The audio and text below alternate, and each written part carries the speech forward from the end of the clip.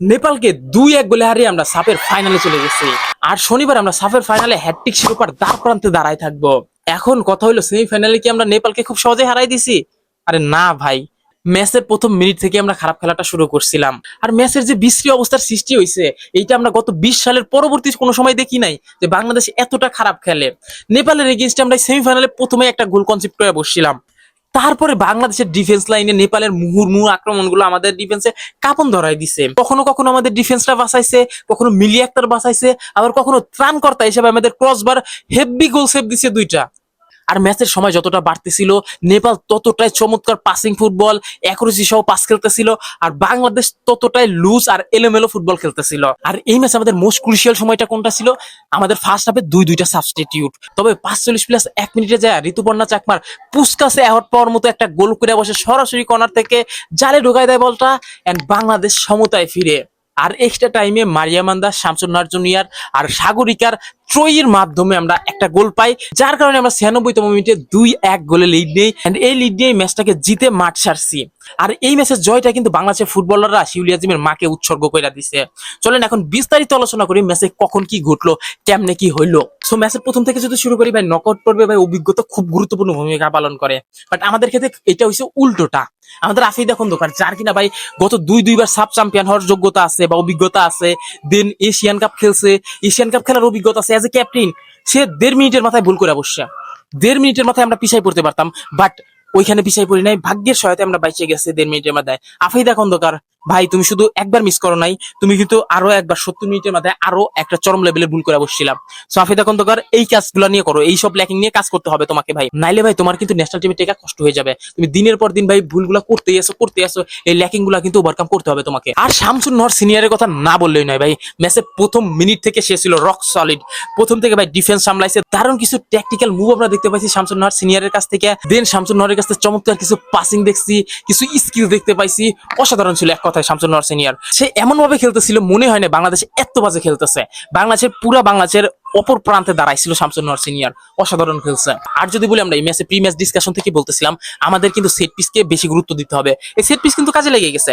দেখেন, নেপাল একটা set piece থেকে গোল করছে কর্নার থেকে, এন্ড বাংলাদেশ একটা সেট পিস থেকে গোল করছে। সো আমার কথা কিন্তু কাজে লেগে গেছে সেট পিসে। দেন আমরা যদি বলি অনিকা মোটামুটি আজকে ভালোই খেলছে, বাট ওর ফিটনেস লেভেল, আমার মতামত অনুযায়ী ফিটনেস লেভেলটা আর একটু কাজ করার প্রয়োজন অনিকা। এন্ড আশা করি আজকে যেরকম খেলছে সে নেক্সট ম্যাচও স্টার্ট করবে, আর ফিটনেস লেভেল নিয়ে একটু বেশি কাজ করা দরকার অনিকার। আর এই ম্যাচে আমাদের মোস্ট ক্রুশিয়াল সময়টা কোনটা ছিল?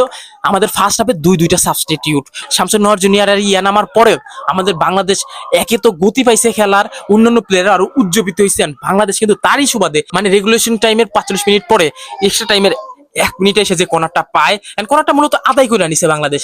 সেই কর্নার থেকে ঋতুপর্ণা চাকমার সরাসরি বলিতে একটা গোল হয়, যেটা ভাই পুস্কাস অ্যাওয়ার্ড পাওয়ার যোগ্যতা রাখে, যেই গোলটা হয়েছে। এন্ড পুস্কাস অ্যাওয়ার্ড কি বলতে চাই ভাই, আমাদের ইউরোপে যে অসাধারণ গোলগুলা হইয়া থাকে, যার কারণে পুস্কাস অ্যাওয়ার্ড দিয়ে থাকে ভাই। এরপরে যদি আমরা দেখি, ফার্স্ট হাফে আমরা টোটাল 2টা শর্টস অন টার্গেট রাখছি, একটা 46তম মিনিটে এসে, আর একটা তার 2 মিনিট পরে ঋতুপর্ণা চাকমায় টোটাল 2টা শর্টস অন টার্গেট রাখছে, 2টাই বাংলাদেশের পক্ষে ঋতুপর্ণা চাকমা রাখছে। এই ক্ষেত্রে নেপাল আমাদেরকে কয়টা শর্টস অন টার্গেট রাখছিল? 9টা শর্টস অন টার্গেট রাখছিল ফার্স্ট হাফে। তারপরে যদি বলি, আমাদের মারিয়ামান্দা আজকে টোটালি ভাই, আমি জানি না ভাই, মনিকা চাকমা নামার আগ পর্যন্ত মারিয়ামান্দা এত বাজে কেমনে খেললো। আমার মনে হয় না মারিয়ামান্দা বেস্টটা খেলতে পারছে। এন্ড আমাদের পজিশন, মিড মাঠ কন্ট্রোল কিছুই ছিল না মারিয়ামান্দা যতক্ষণ খেলছে, মনিকা চাকমার আসার আগ পর্যন্ত। বাট মনিকা চাকমা যখন আসছে, তারপর থেকে মারিয়ামান্দা একটু হলেও বেটার করছে। সো মারিয়ামান্দা ভাই, এজ এ ক্যাপ্টেন তোমাকে ভাই খেলাগুলো ইমপ্রুভ করা দরকার। এন্ড তুমি যেই ভুলগুলো করছো, যেগুলো ভাই আমার মনে হয় না তুমি ঠিক কাজ করছো ভাই। আমাদের অন্তত আমাদের 37 মিনিটের আগ পর্যন্ত মারিয়ামান্দা ম্যাচে কিন্তু তেমন একটা ইনভলভমেন্ট দেখাইতে পারে নাই আমার মতে। আমি জানি না এখন আপনাদের মতামত কি। যেমন মারিয়ামান্দার এইসব নিয়ে কাজ করা উচিত ভারত ম্যাচের আগে, যদি আমাদেরকে হ্যাটট্রিক শিরোপাটা জিততে হয়। আর পুরো ম্যাচের কথা যদি আমরা বলি, 56 মিনিটের পরে নেপাল খেলাটাকে লুজ করে বসছে। 56 মিনিটের পর থেকে তারা প্রথম ব্যাক পাস করা শুরু করে তার কিপারের কাছ থেকে, মানে কিপারের কাছে। তার আগ পর্যন্ত কিন্তু তারা কখনো ব্যাক পাসই করে নাই। মানে মোটামুটি বাংলাদেশ 56 মিনিট থেকে একটু চড়াই উঠতে পারতেছিল, তাদের উপরে চড়াই হইতে পারতেছিল। এন্ড বাংলাদেশ ট্রিমেন্ডাস, ওই সাবস্টিটিউট গুলা খুব কাজে লাগছে। এন্ড হাফ টাইমের পরে যে ভাই সাগরিকাকে নামাইছে না, সাগরিকাকে নামানোর পরে তো বাংলাদেশ আরো উজ্জীবিত হইয়া গেছে, আরো বেটার খেলা শুরু করছে। তারপর 60 মিনিটে যে আমরা ম্যাচটাকে স্লো করে ফেলছি, আর 66 মিনিটে ভাই মিলি আক্তারের অসাধারণ সেভ, যেটা ছিল অসাধারণ ভাই এক কথায়। আর আমরা যদি বলে দেখি ভাই ক্রসবার আমাদের কিন্তু দুইবার সেভ করছে, ফার্স্ট হাফের আগে একবার, ফার্স্ট হাফের পরে একবার, সেকেন্ড হাফে একবার। সেকেন্ড হাফের ভাই যেই ক্রসবার একটা বলটা হিট করছে একেবারে বটম লেফট দিয়ে ভাই ঢুকে যেত বলটা, বটম কর্নার দিয়ে ঢুকে যেত, কিছুই করার ছিল না এখানে আমাদের, কিন্তু ওইখানে আমাদের ক্রসবার সেভ করছে। সো এইটা তো ভাই মাথায় রাখা উচিত।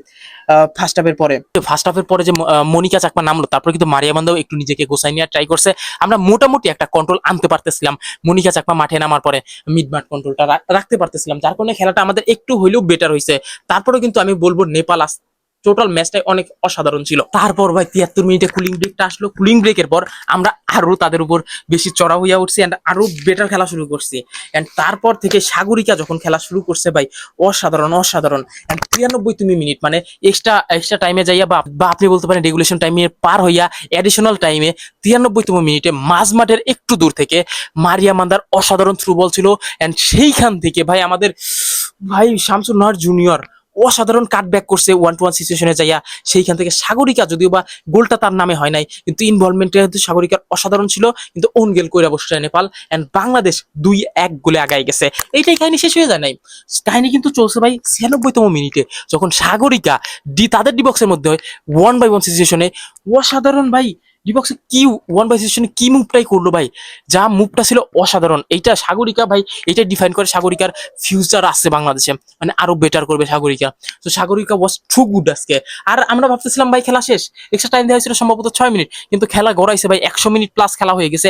102 মিনিট খেলা শেষে তারপরে অতিক্রম করার পরে ম্যাচটা শেষ করছে এন্ড বাংলাদেশ এরই মাধ্যমে এত খারাপ খেলার ম্যাচটাও ভাগ্যে ছিল, যার কারণে ম্যাচটা আমরা জিততে পারছি। নাহলে আমাদের ম্যাচটা ভাই কোথাও ছিলাম না আমরা, টোটাল বল পজিশনে নেপাল আগাইছিল, সবকিছু আগাইছিল।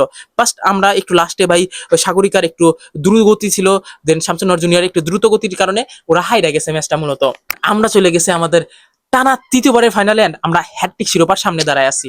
আমাদের সামনে মেবি ভারতই আসবে নেক্সট ডে।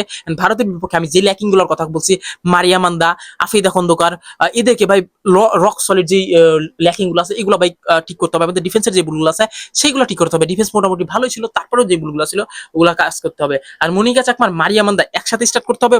আর মনিকা চাকমার মারিয়া মান্দা ভাই আসলে মারিয়া মান্দা একটু ভালো খেলতেছে, আমি বুঝতেছি না কি কাহিনী। আর মারিয়া মান্দার ভাই কাজগুলো করতে হবে। মারিয়া মান্দা অনেক ভুল কাজ করতেছে, সেগুলো ভাই মানে অনেক ভুল করতেছে, যেগুলো ভাই ঠিক করতে হবে। সো মারিয়া মান্দার জন্য ভাই একটা অ্যাডভাইস থাকবে ভাই, একটা এজ এ নগণ্য ফুটবল ফ্যান ভাই কাজ করেন ভাই, আপনারা নিয়ে অনেক ভুল করতেছেন, এই ভুলগুলো করা উচিত। আর আজকে ভাই অনেক বলছে ভাই ম্যান অফ দ্য ম্যাচ কে হয়েছে, আমি খেয়াল করি না ম্যান অফ দ্য ম্যাচ কে হয়েছে, বাট আমার মতে ভাই মিলি আক্তার বা ঋতুপর্ণা চাকমার মধ্যে যে কোনো একজনকে ম্যান অফ দ্য ম্যাচ দেওয়া উচিত। আজকে কাকে দিছে আমি জানি না, এরপরে দেখবো। So thank you for watching. আর ফাইনালের আগে প্রি ম্যাচ ডিসকাশনে একটা ভিডিও আসবে, মেবি ইন্ডিয়ায় আসবে। So Bangladesh versus India pre match ডিসকাশনে একটা ভিডিও আসবে, পাবেন আপনারা। আর তার আগে আগামীকালকে, আজকে যারা ভিডিও দেখতেছেন এই পর্যন্ত, আগামীকালকে কিন্তু আমরা বাংলাদেশ ভার্সেস আফগানিস্তান একটা ম্যাচ আছে রাত 10টায়, আমরা রাত 9টা থেকে লাইভে থাকবো। সেই লাইভের আমন্ত্রণ থাকলো। এখন পর্যন্ত যারা দেখতেছেন love you video, and like দিয়ে না দিয়ে থাকলে লাইক দিয়ে দেন। আর যারা এখন পর্যন্ত আমাকে ইউটিউবে সাবস্ক্রাইব করেন বা ফেসবুকে ফলো করেন নাই, কি করতেছে ভাই, করে ফেলেন ভাই, দ্রুত করে ফেলেন।